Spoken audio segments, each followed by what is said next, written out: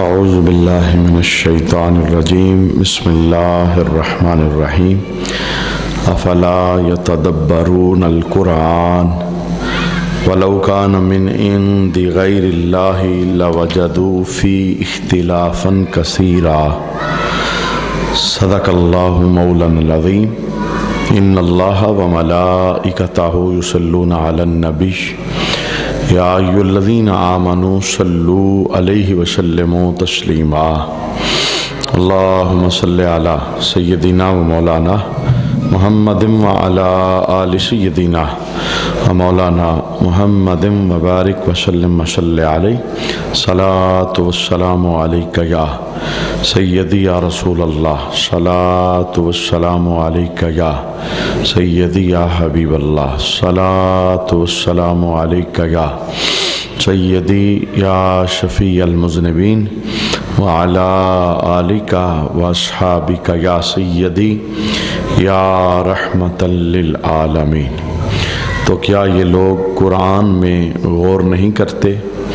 اور اگر یہ قرآن اللہ کے علاوہ کسی اور کی طرف سے ہوتا تو ضرور اس میں بہت زیادہ اختلاف پاتے۔ صدق اللہ مولانا العظیم۔ آج کی تلاوت کردہ آیت کریمہ کے اندر قرآن میں تدبر، تفکر، غور و فکر کی دعوت دی گئی ہے، اور رب کائنات نے قاری کی، قرآن پڑھنے والے کی توجہ اس جانب دلائی، افلا یتدبرون القرآن، کیا یہ لوگ قرآن کے اندر غور و فکر نہیں کرتے، تدبر نہیں کرتے، اسے سمجھ کر نہیں پڑھتے؟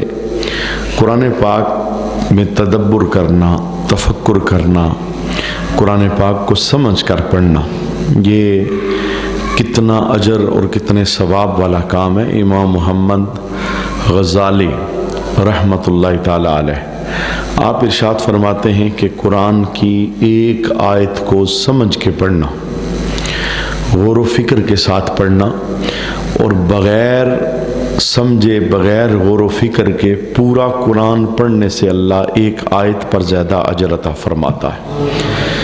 اس کی وجہ صاف ظاہر ہے کہ جب بندہ قرآن پڑھتا ہے سمجھتا نہیں، پڑھتا ہے غور و فکر نہیں کرتا، پڑھتا ہے الفاظ کے معنی اسے معلوم نہیں ہے، تو قرآن پاک سے اس کی زندگی کے اندر کوئی تبدیلی واقع نہیں ہوگی۔ وہ الفاظ پڑھتا جائے گا، اسے نیکیاں ملتی چلی جائیں گی، لیکن قرآن نے جس چیز کو حلال قرار دیا یہ اسے سمجھے گا نہیں، جس کو حرام قرار دیا یہ اسے جانے گا نہیں۔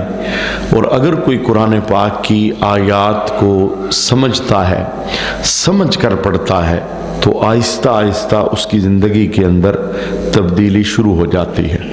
یہ اسی سلسلے کی ایک کڑی ہے کہ ہم ہر جمعے کو بعد نماز مغرب تھوڑی دیر کے لیے قرآن کی چند آیات کو سیکھنے کا اہتمام کرتے ہیں۔ آدھے گھنٹے میں اگر پڑھنے کی بات کی جائے تو ہم سپارہ پڑھنے میں کامیاب ہو جائیں، اور اس سے زیادہ پڑھنے کے اندر کامیاب ہو جائیں، لیکن جب ہم سیکھنے لگتے ہیں تو بمشکل ایک آیت یا بمشکل دو آیتیں ہم سیکھ پاتے ہیں۔ یہ اتنا بڑا اجر والا کام ہے، یہ اتنا بڑا ثواب والا کام ہے، یہ اتنی زندگی کے اندر تبدیلی لانے والا کام ہے کہ ہم جو قرآن کی صحبت میں بیٹھنے والے ہیں ہمیں اپنی یہ عادت پختہ کرنی چاہیے، بجائے اس کے کہ ڈیلی بیس پہ ہم ایک پاؤ پڑھیں، ہم ایک سپارہ پڑھیں، ہم دو سپارے پڑھیں۔ میں کہتا ہوں خالی دو آیتیں ہی قرآن کو سمجھ کر پڑھیں، قرآن کو ترجمے کے ساتھ پڑھیں۔ ایک مرتبہ پڑھیں گے مکمل قرآن پاک تو کچھ سمجھ آئے گی، دوسری بار پڑھیں گے تو مزید اضافہ ہوگا، تیسری بار پڑھیں گے تو مزید اضافہ ہوگا۔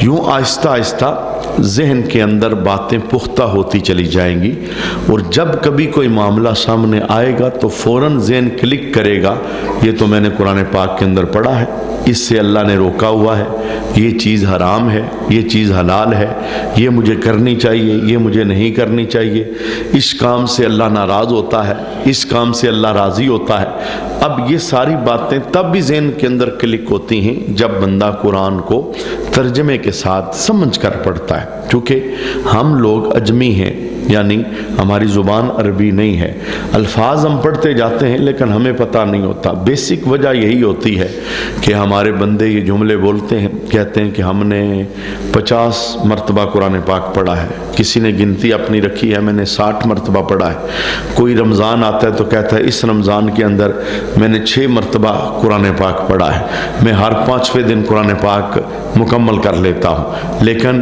ہم عملی زندگی کے اندر یہ دیکھتے ہیں کہ یہ 60 مرتبہ پڑھنے والا جو بندہ ہے قرآن پاک جھوٹ اب بھی یہ بول رہا ہے، 60 مرتبہ قرآن پاک پڑھنے والا بندہ گالی اب بھی نکال رہا ہے، 60 مرتبہ قرآن پاک ختم کرنے والا بندہ، تکمیل کرنے والا بندہ ماں باپ کو اب بھی جواب دیتا ہے، اب بھی اس کی نظر تیز ہے، اب بھی نافرمان ہے، بے شمار اور برائیاں اس کی زندگی کے اندر موجود ہیں۔ قرآن تو اس نے 30 بار پڑھا ہوا ہے، 40 بار پڑھا ہے، 50 بار پڑھا ہے، اول سے لے کے آخر تک اس نے سپارہ سپارہ پڑھا ہے، ہر آیت اس نے پڑھی ہے، لیکن کمی کس جگہ پر واقع ہوئی کہ قرآن پڑھا تھا، قرآن سمجھا نہیں تھا۔ پڑھنے پر اسے ثواب مل گیا لیکن اسے پتہ ہی نہیں چلا کہ قرآن نے اس کے ساتھ بولی کیا بولی، قرآن نے اس سے کیا کہا ہے۔ اب دیکھیے جو ہمارا مسلمانوں کا رویہ ہے نا قرآن پاک کے ساتھ، وہ بہت ستم ظریفی والا معاملہ ہے کہ ہم، پہلی تو بات ہے کہ ایک اکثریت مسلمانوں کی ہے جو پورا سال قرآن پاک سے دور رہتے ہیں، یعنی ڈیلی بیس پر قرآن زندگی میں ہے ہی نہیں، سال کے بعد رمضان آتا ہے تو قرآن پاک کھلتا ہے، وہ بھی جسے اللہ توفیق دے صبح یا شام وہ قرآن پاک پڑھتا ہے۔ لیکن ایک اکثریت مسلمانوں کی ہے، چونکہ ہمارے جو شیڈول بن چکے ہیں زندگی کے، وہ اس طرح کے خطرناک شیڈول بن چکے ہیں کہ قرآن پاک ہمارے شیڈول کے اندر ہے ہی نہیں۔ رات کو لیٹ سونا، صبح لیٹ اٹھنا اور پھر اٹھ کے اپنے کاموں پر چلے جانا، یا اٹھتے ہی سب سے پہلے اپنے موبائل کو اور اپنی میڈیا کو ٹائم دینا، قرآن اس جہت کے ساتھ زندگیوں سے نکلتا چلا جا رہا ہے۔ یہ تو ایک اکثریت ہے مسلمانوں کی۔ کتنے لوگ ایسے تھے جنہوں نے بچپن میں قرآن پاک پڑھا تھا اور تسلسل کے ساتھ قرآن چھوڑنے کی وجہ سے اب وہ قرآن بھول چکے ہیں، اب وہ دوبارہ پڑھنا چاہتے ہیں لیکن قرآن پاک زبان پہ نہیں آ رہا۔ کیوں؟ وہ جو یاد کیا تھا، پڑھا تھا، ایک عرصہ ہو گیا قرآن چھوڑ کے رکھا، اب دوبارہ، چونکہ یہ کتاب ایسی ہے جب بندہ اس سے دور ہوتا ہے تو یہ بھی اس سے دور ہو جاتی ہے، جب بندہ اسے چھوڑتا ہے تو یہ بھی اسے چھوڑ دیتی ہے، جب بندہ اسے وقت نہیں دیتا تو یہ بھی اس کی زبان پر پھر جاری نہیں ہوتی۔ تو ایک اکثریت تو یہ ہے کہ جو قرآن کو وقت نہیں دیتے، اور کچھ ایسے ہیں جو وقت تو دیتے ہیں، قرآن پڑھتے ہیں لیکن قرآن کو سمجھتے نہیں۔ وہ کیا سمجھتے ہیں کہ ہم نے قرآن کی تلاوت کر لی ہے، سورہ یاسین پڑھ لی ہے، سورہ ملک پڑھ لی ہے، میں نے روز 1 پاؤ پڑھا ہے، 1 سپارہ پڑھا ہے، پھر اس کے بعد قرآن پاک کو چھوما ہے، غلاف میں لپیٹا ہے، بلند جگہ کے اوپر میں نے رکھ دیا ہے۔ وہ یہ سمجھتے ہیں میں نے بڑا اچھا کام کیا۔ کام اچھا ہے، اجر والا ہے، ثواب والا ہے، پڑھنا تو دور کی بات، قرآن کے لفظوں کی زیارت پر بھی اللہ بندے کو اجر اور ثواب عطا فرماتا ہے۔ لیکن اس وقت جو ہمارا ٹاپک ہے، جو عنوان ہے افلا یتدبرون القرآن، یہ جو اللہ رب العالمین نے قاری قرآن کی توجہ اس جانب دلائی کہ کیا یہ لوگ قرآن میں غور نہیں کرتے، توجہ نہیں دیتے، تدبر تفکر نہیں کرتے، غوطہ زنی نہیں کرتے، قرآن کے اندر جو لکھا ہے ان معنی کو سمجھتے نہیں۔ اس مثال کو سمجھیں اور پھر دیکھیں کہ قرآن کو سمجھ کے پڑھنا کتنا ضروری ہے۔ یہ سمجھانے کے لیے ایک مثال دی جاتی ہے کہ ایک بادشاہ، اس کے ملک کے اندر ایک بندہ جو فسادی ہے اور قتل و غارت کرتا ہے، کھیتیاں برباد کرتا ہے، جانوروں کو مارتا ہے، بندوں کو تکلیف دیتا ہے۔ اب بادشاہ کا اس کے نام ایک آرڈر آتا ہے، ایک خط آتا ہے، اور اس خط کے اندر یہ لکھا ہوتا ہے کہ اگر تو اپنے اس روش پر قائم رہے گا، کھیتیاں برباد کرتا رہے گا، بندوں کو نقصان پہنچاتا رہے گا، بندوں کو دکھ تکلیف دیتا رہے گا، تو کیا ہوگا؟ تیری گردن کو تن سے جدا کر دیا جائے گا، یہ تیری سزا ہوگی۔ اب جب تجھے خط ملے، پڑھنے کے بعد دوبارہ یہ کام نہ کرنا، فساد والا کام نہ کرنا۔ اب وہ بندہ کیا کرتا ہے؟ وہ بندہ وہ خط لیتا ہے، جب اسے خط ملتا ہے تو وہ خط کو پڑھتا نہیں کہ اس کے اندر کیا لکھا ہے، وہ اسے ایک غلاف میں لپیٹتا ہے، خوشبو لگاتا ہے، چومتا ہے کہ بادشاہ نے میری طرف بھیجا ہے، اور بلند جگہ کے اوپر رکھ دیتا ہے۔ ادب احترام اس کا کرتا ہے، چومتا ہے، ہر معاملے کے ساتھ ادب کرتا ہے، لیکن پڑھتا نہیں اندر لکھا کیا ہے، پڑھتا نہیں کہ اللہ رب العالمین نے حکم کیا ارشاد فرمایا، یہ بات اسے پتہ ہی نہیں۔ اب باہر نکلتا ہے، جا کے کھیتی برباد کرتا ہے، جانوروں کو مارتا ہے، بندوں کو تکلیف دیتا ہے۔ پھر وقت آ جاتا ہے کہ بادشاہ اسے اپنے دربار میں بلا لیتا ہے، بھئی تیرے نام میں نے خط بھجوایا تھا، تو نے پھر بھی میرے حکم کی خلاف ورزی کی۔ اب اگر وہ بندہ آگے سے یہ جملہ بولے کہ بادشاہ میں نے تیرا خط چوما بھی تھا، میں نے غلاف میں بھی لپیٹا تھا، میں نے خوشبو بھی لگائی تھی، میں نے اسے بلند جگہ پر بھی رکھا تھا، میں نے اس کا بڑا ادب احترام کیا ہے، تو بادشاہ لا محالہ اسے کہے گا میں نے خالی پڑھنے کا نہیں کہا تھا، جو اس کے اندر لکھا تھا اس پر میں نے عمل کرنے کا کہا تھا۔ عمل تو نے کیا نہیں، خالی چومتا رہا، خالی خوشبو لگاتا رہا، غلاف میں لپیٹتا رہا، اور جو کام تھا وہ برابر تو کرتا رہا، فصلوں کو نقصان پہنچاتا رہا، جانوروں کو تکلیف دیتا رہا، بندوں کو تکلیف دیتا رہا۔ مجھے بتائیں اس بندے کا یہ جملہ کہ میں نے ادب کیا ہے بڑا، میں نے چوما ہے، میں نے اونچی جگہ رکھا ہے، میں نے سینے سے لگایا ہے، کیا یہ جملہ بادشاہ سے اسے نجات دلائے گا؟ بالکل اسی تناظر کے اندر اگر ہم کل اللہ کے دربار کے اندر کھڑے ہوں اور اللہ ہم سے پوچھ لے بتاؤ میں نے تمہارے پاس قرآن بھجوایا تھا، تم نے کیا کیا؟ ہم کہیں مولا ہم نے اسے چوم کے رکھا تھا، ہم نے اسے بے ادبی نہیں کی، پیٹھ نہیں آنے دی، ہم نے گھر میں اونچی جگہ اس کے لیے بنائی تھی، ہم نے خوبصورت غلاف لپیٹا تھا، ہم نے اسے خوشبوئیں لگائی تھی۔ یہ سارے جملے ہماری جان نہیں چھڑا سکیں گے۔ یہ سب کرنے کا حکم تو نہیں تھا، حکم کیا تھا؟ جو اس کے اندر ہے اس پہ عمل کرو۔ عمل تب آئے گا جب اس پہ تدبر ہوگا، جب تفکر ہوگا۔ یہی وجہ ہے کہ حافظ قرآن کی شان بہت بلند ہے، جس کے سینے کے اندر یہ قرآن پاک محفوظ ہوتا ہے، لیکن خاندان کے 10 لوگوں کی بخشش کون سا حافظ کروائے گا؟ صرف حفظ کرنے والا، صرف لفظ یاد کرنے والا نہیں، وہ حافظ جو قرآن کے حرام کو حرام جانتا ہے اور قرآن کے حلال کو حلال جانتا ہے۔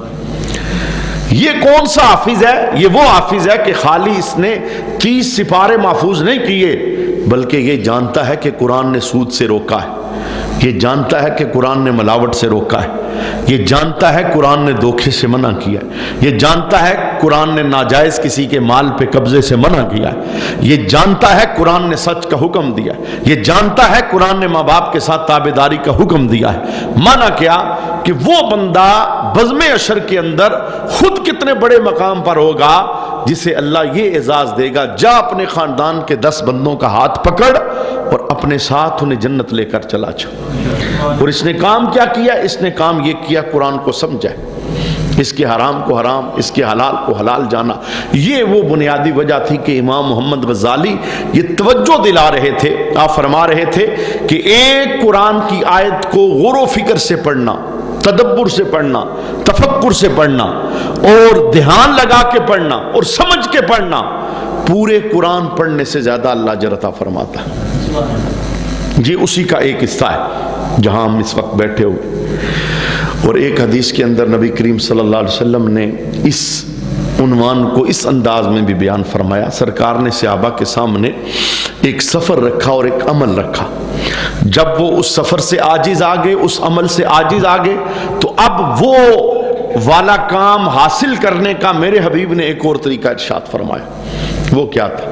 فرمایا میرے صحابہ تم میں سے کوئی ہر روز مقام عقیق پہ کیوں نہیں جاتا اور وہاں سے 2 خوبصورت اونٹنیاں لے کر آئے اور آ کے انہیں ذبح کرے اور ذبح کرنے کے بعد ان کا گوشت غریبوں میں تقسیم کر دے۔ یہ ایک منڈی تھی، ایک جگہ تھی جہاں سے اونٹ بہت خوبصورت ملتے تھے. اگر اچھا خوبصورت صحت مند اونٹ کسی نے لینا ہوتا تو اس منڈی کا وہ رخ کرتا. تو سرکار نے اس منڈی کا نام لیا.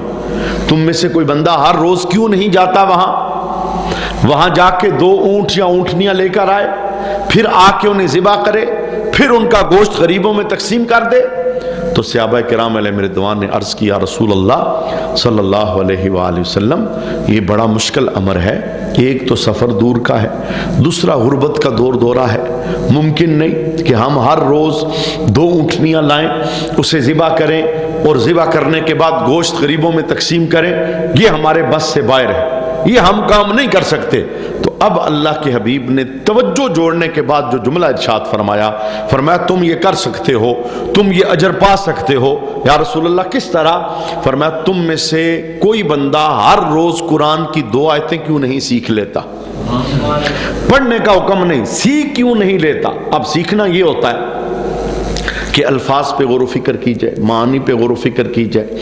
جس سے قرآن نے روکا ہے بندہ رکے, جس کا حکم دیا ہے وہ بندہ کرنے لگ جائے. یہ سیکھنا ہوتا ہے. 2 آیتیں میرے حبیب نے مطالبہ اتنا کیا, یہ نہیں کہا پورا سپارہ, یہ نہیں کہا 1 پاؤ, یہ نہیں کہا 2 رکوع.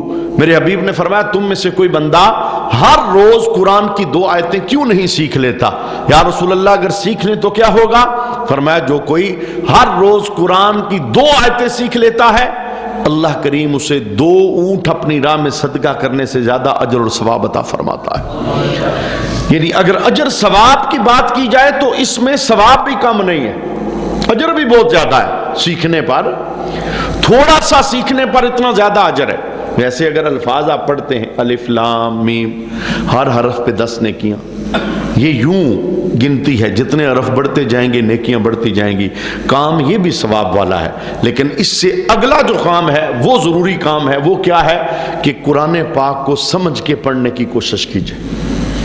یہ وہ بولی ہے جو قرآن بول رہا, افلا یتدبرون القرآن, تو کیا یہ لوگ قرآن کے اندر تدبر نہیں کرتے, تفکر نہیں کرتے؟ میں اس نتیجے پہ پہنچا ہوں کہ قرآن ایک نور والی گلی ہے. ایک بندہ اس گلی کے ایک سرے سے داخل ہو اور اسے سمجھتا چلا جائے, اس کی بولی کو سمجھتا چلا جائے, لفظ کیا بولے ہیں, کون سی چیز میری زندگی کے اندر داخل ہے, ناپسندیدہ ہے, قرآن نے روکا ہے. یہی وجہ ہے آپ محسوس کرتے ہیں کہ جو تسلسل سے قرآن کی صحبت کے ساتھ جڑے ہیں, قرآن کبھی جمالی بات کرتا ہے اور قرآن کبھی جلالی بات کرتا ہے. کبھی جنت کی بات ہوتی ہے, کبھی دوزخ کا تذکرہ ہوتا ہے, کبھی گناہ گاروں کو اس بات کے اوپر ان کی توجہ دلائی جاتی ہے کہ پلٹ آؤ توبہ کی طرف, دوزخ تیار ہے, عذاب تیار ہے, اور کبھی نیکوکاروں کو جنت کے وعدے, جنت کی جزائیں دکھا کے انہیں نیکی پر مزید حوصلہ دیا جاتا ہے. یہ سارے عنوان ملے جلے قرآن کے اندر موجود ہیں. یہ تو ایک چھوٹی سی بزم کا حال ہے, لیکن اگر کوئی بندہ پورے قرآن کے اندر داخل ہوتا ہے, یہ نور والی گلی ہے. جب ایک طرف سے داخل ہونا شروع ہوتا ہے اور جب اس گلی کا آخری اینڈ آتا ہے والناس کی سین, تو اگر بندہ پوری امانت داری کے ساتھ یہ طے کر لے مولا خالص گلی سے گزروں گا نہیں, جیسے حکم ہوگا وہ عمل کروں گا, جس سے رکے گا میں رکوں گا, تو پھر کیا ہوگا؟ جب گلی کا اینڈ آئے گا اللہ اس کا ظاہر بھی ستھرا فرما دے گا, اللہ اس کا باطن بھی ستھرا فرما دے گا.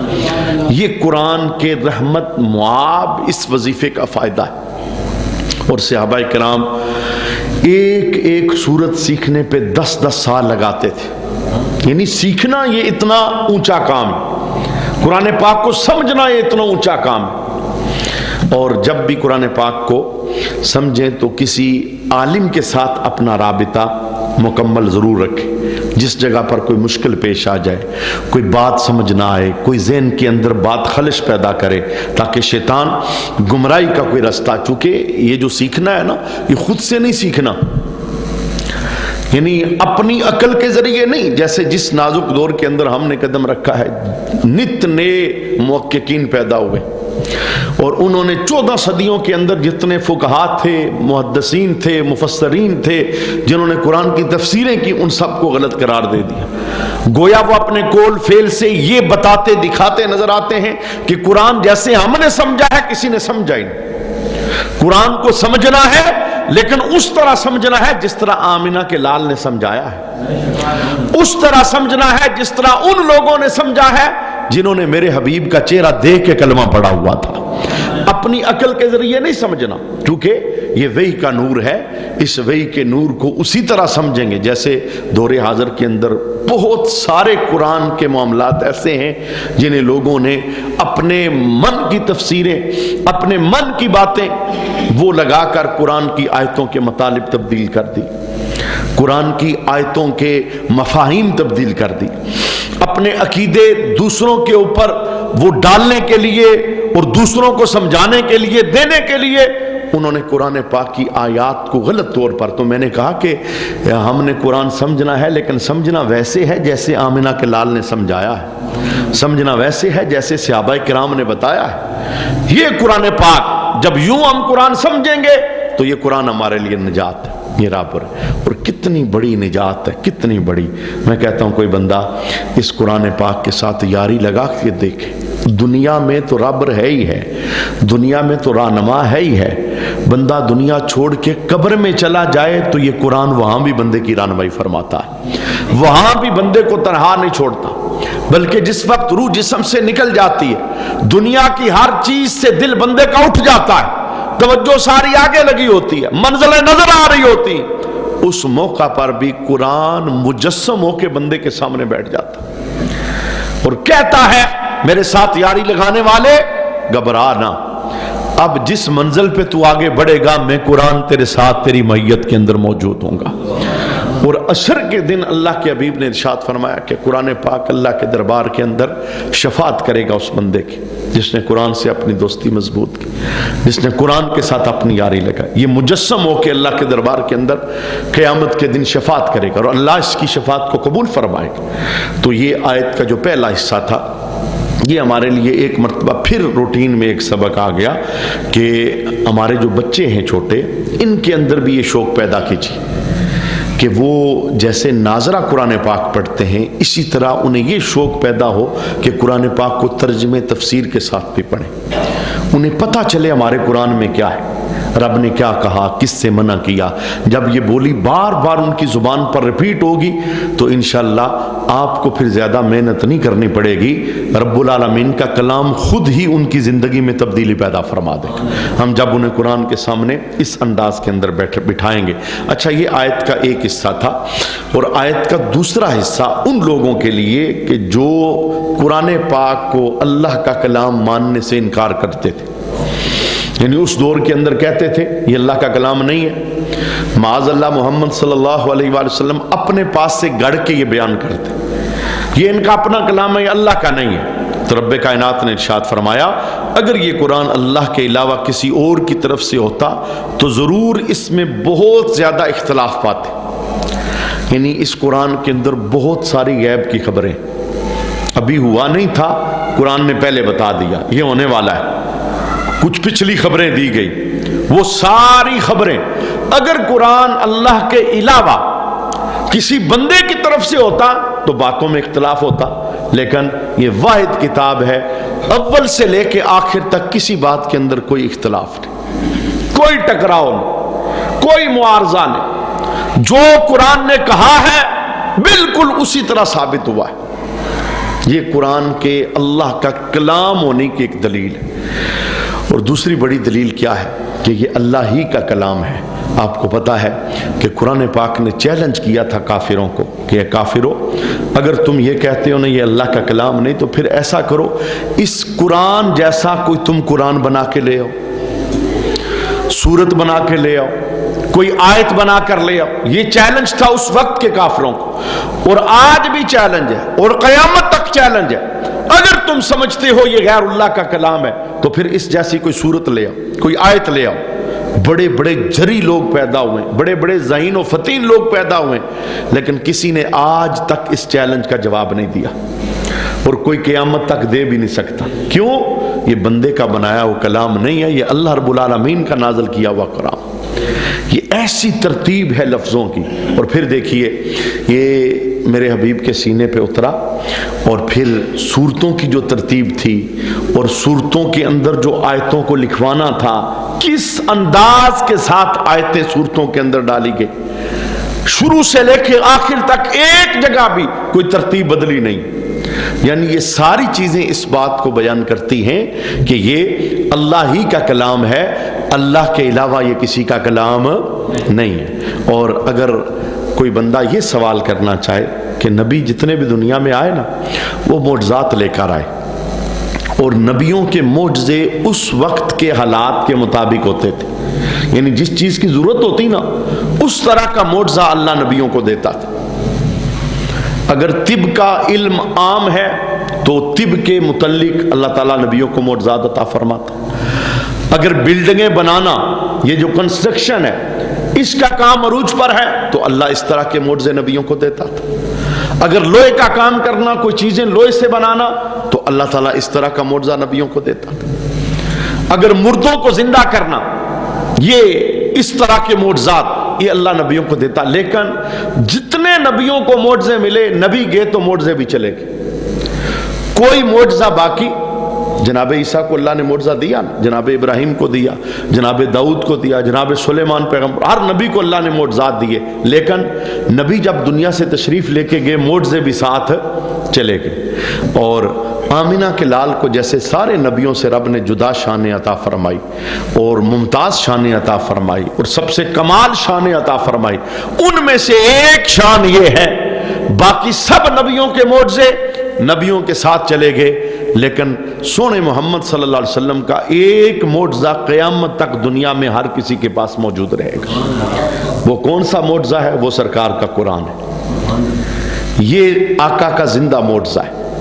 قیامت تک ہر گھر کے اندر، ہر محلے، ہر مسجد کے اندر یہ معجزہ بول بول کے اعلان کرے گا کہ قرآن کہتا ہے میرے اندر بھی کوئی عیب نہیں اور میرے محمد کے اندر بھی کوئی عیب۔ یہ ایسا زبردست معجزہ ہے اللہ رب العالمین۔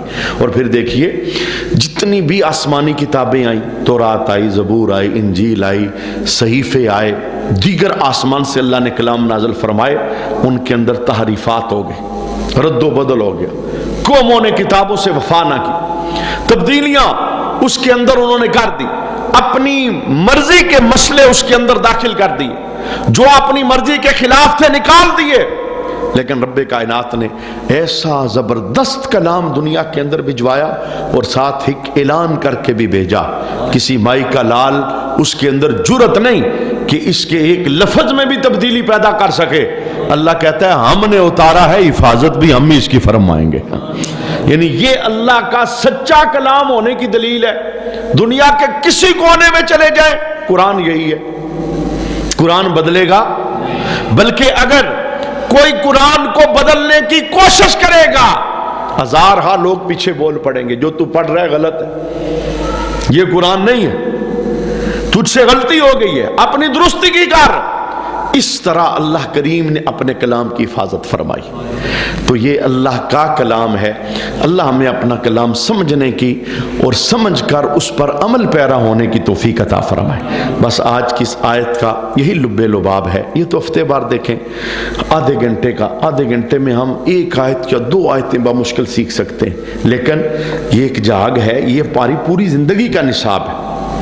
علامہ اقبال سے کسی نے جملہ بولا تھا کہ آپ مطالعے کی میز پر نا کتابوں کے ساتھ آپ نے قرآن رکھا ہوا تھا، تو جیسے لوگوں کے ہاں یہ سوچ ہے کہ قرآن تو یہاں نہیں ہونا چاہیے، قرآن کو بند کرو، الماریوں میں رکھ دو، غلاف چڑھا دو اور پھر اونچی جگہ پہ رکھ دو۔ تو اس نے کہا کہ اے علامہ اقبال، میں نے تو آپ کو بڑا لائق سمجھا تھا اور آپ نے قرآن یہاں مطالعے کی میز پہ رکھا ہے۔ تو آپ نے جواب دیا تھا ٹھنڈی آ بھر کے، آپ نے کہا میں تمہیں یہی بتانا چاہتا ہوں، رب نے قرآن الماریوں میں رکھنے کے لیے نہیں بھجوایا، رب نے قرآن پڑھنے کے لیے بھجوایا ہے۔ میں اپنے مطالعے کی میز پہ اس لیے رکھتا ہوں، صبح ہوتی ہے میں قرآن کھول کے قرآن سے پوچھتا ہوں بتا میں صبح کیسے بسر کروں، میں قرآن سے پوچھتا ہوں بتا رات کیسے بسر کروں۔ تو یہ تب ہی بندہ پوچھے گا نا جب اسے سمجھے گا، جب اس کی بولی سمجھے گا۔ اس وقت ہمارے مسلمانوں کا قرآن پاک کے ساتھ گنا چنا تعلق رہ گیا ہے، یہ ڈیلی بیس پہ، چونکہ یہاں مدرسہ ہے نا، بندے آتے ہیں فون کرتے ہیں، جی بابا جی فوت ہو گئے، ماں جی فوت ہو گئی، بھائی چلے گئے، ہمیں 10 قرآن پاک دے دیں، ہمیں 20 دے دیں، ہمیں 25 دے دیں، ہمیں 30 دے دیں، بس اتنا. پھر جا کے لسٹ تیار کرتے ہیں، کہتے ہیں ہم نے 100 پڑھے ہیں، ہم نے 150 پڑھے ہیں، ہم نے اتنے پڑھے ہیں. اچھا ہے جو ان کا نظریہ ہے، ذہن ہے کہ یہ قرآن بخشش کروائے گا، لیکن کیا قرآن کا تعلق صرف اتنا تھا؟ دوسرا کیا ہے؟ گھر کے اندر کوئی بیمار ہو جائے، قرآن کا تعویذ جناب گلے کے اندر ڈالتے ہیں. تیسرا کیا ہے؟ بندہ فوت ہو جائے، چارپائی کے اندر قرآن رکھتے ہیں، اسے رخصت کر کے آتے. چوتھا کیا ہے؟ بیٹی کا نکاح ہوا، اس کے سر پہ قرآن رکھا، اسے رخصت کر دیا. مارکیٹ کا افتتاح ہوا، وہاں قرآن خوانی ہو گئے.